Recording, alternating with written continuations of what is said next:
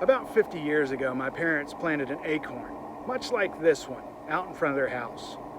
This is an acorn that grows a bur oak tree, and that's the type of tree that was growing in front of my mother's house when she was a child. In fact, that's where the acorn came from. From the acorn that they planted came this tree that you see behind me. It's about 10 years older than I am, so when I was a kid, it was a skinny little tree.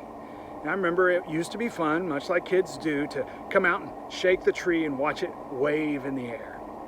Well, somehow it survived my shaking and all those storms along the way and years of drought to become a big, beautiful oak tree.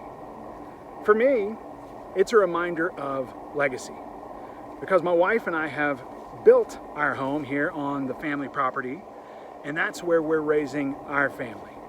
And this tree that was planted 50 years ago provides kind shade for my family.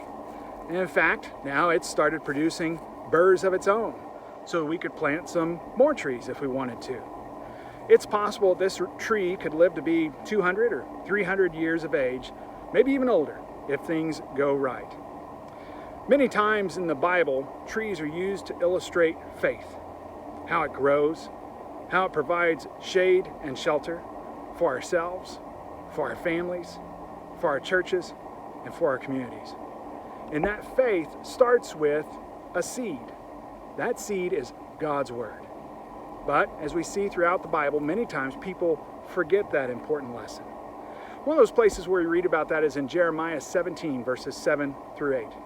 There, the nation of Judah had forgotten about putting trust in the Lord. In verse 7, we read, "Blessed is the man who puts his trust in the Lord, whose trust is the Lord.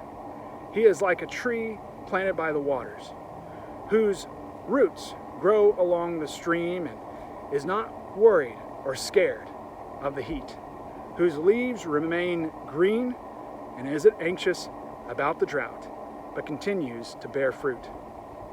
You know, there's great lessons in there for us as we remember to put our trust in the Lord, as we remember to read so that we can grow, as we remember to pray for growth and for fruit bearing, and as we spend time with our families and our church in building and growing relationships. We're thankful for the kind shade and for legacy. I hope you have a great week.